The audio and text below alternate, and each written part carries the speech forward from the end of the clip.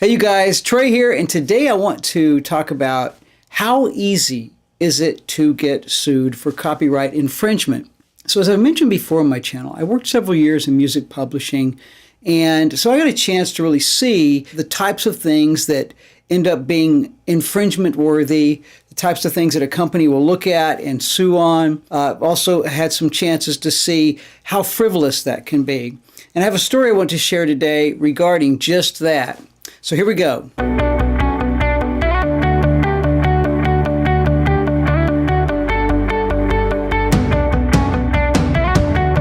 So there's a saying that goes on among songwriters, and it is this: you aren't a real songwriter until you've been sued. And while that's an exaggeration to some extent, there's definitely some truth in it, because the laws are designed and slanted to protect songwriters. So that means that every time you write a song, you have a chance of infringing on somebody's previously created work.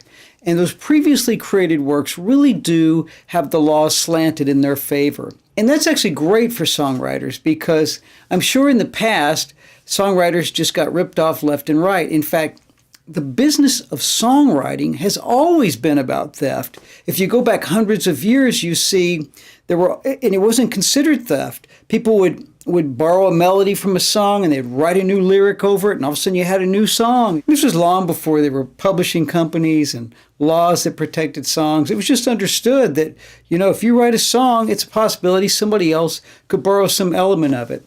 But of course, once you start making a lot of money on a song, you probably don't want some other person also making money on your created work.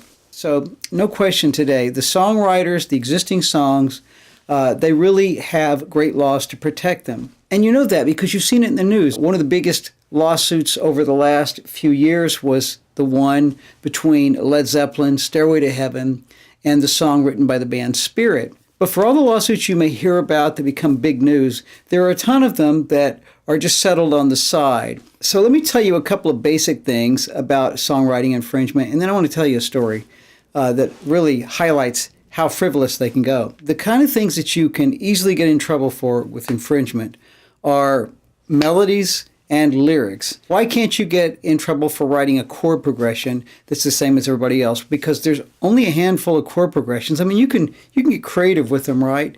But especially if you're working in genres related to pop music or country, there are standard progressions that we use all the time. But melody, if you have a small phrase of melody, 3 or 4 notes that are similar to something else, well, you're probably okay. I mean, there's going to be existing melodies that are very similar to each other. But once you get into like full lines, half of a chorus or half of a verse that is very similar melodically, and it doesn't necessarily have to be exactly similar, but very similar melodically, you're now potentially in infringement territory. And by the way, it's very hard to copyright song titles. If it's a long phrase, it's possible. If it's really a unique phrase, it's possible to copyright that. But, if you've got a song that says, "I love you, baby," forget it. You're not going to have an infringement on something like that. But of course, you can have copyright issues associated with stealing somebody's lyrics. It's called plagiarism.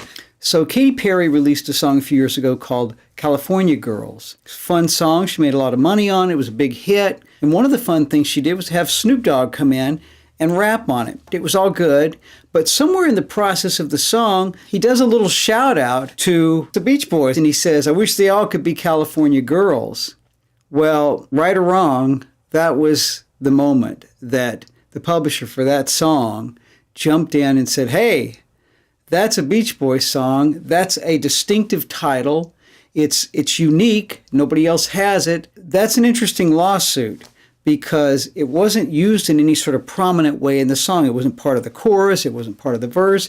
It's sort of an ad-lib that just sort of happens toward the end of the song. Personally, I feel like that was stretching it, but it was enough that the publisher was able to take a small piece of that song.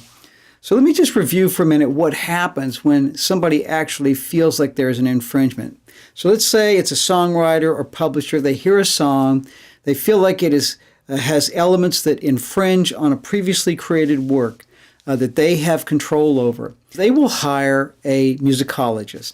A musicologist will take the two songs and they'll do a side-by-side comparison. They'll write a report up. They may even show some diagrams that have some melodic content on them showing where the similarities occur. They will advise in the report whether they think there is a potential infringement issue or not. If a musicologist makes a comparison and they don't really feel like it's litigation worthy, then he needs to let the company know this is going to be a waste of your time pursuing this, a waste of your money. So a musicologist's findings and advice is very important in the whole process. I think the most common reason that I've seen over the years that people get sued is melody. Back in the 90s, there was a movie called Titanic.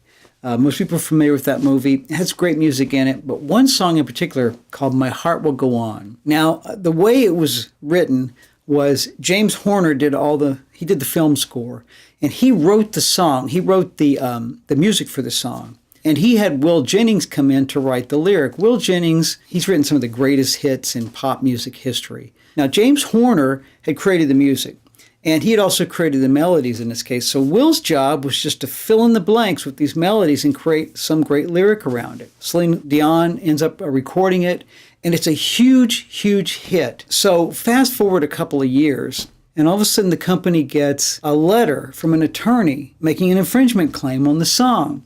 And this was the story. The individual that was making the infringement claim was a guitarist who said that he had been in a recording session with Will Jennings. Not the recording session for My Heart Will Go On, something else previously.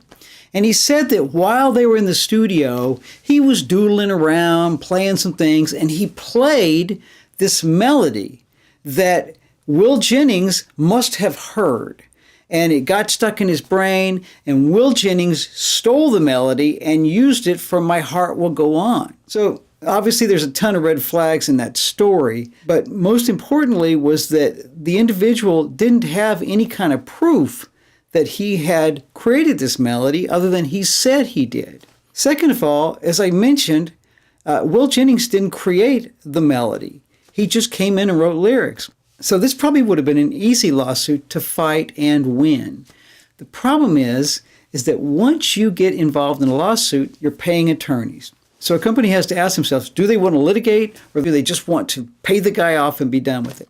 They decided to pay the guy off $5,000 to shut up, to be done, and to drop the issue. So the guy won. He got $5,000 out of it, and anybody in their right mind would know that if somebody stole your melody that ends up being a mega hit on radio, it's worth way more than $5,000 to you. So obviously the guy's lawsuit was frivolous on every end.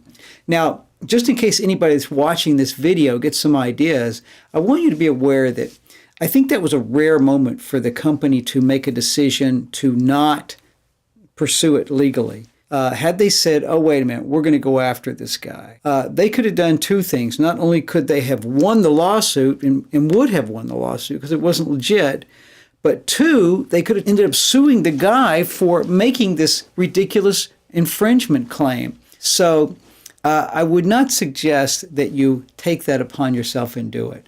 It was a really foolish lawsuit that in this case, the guy got lucky.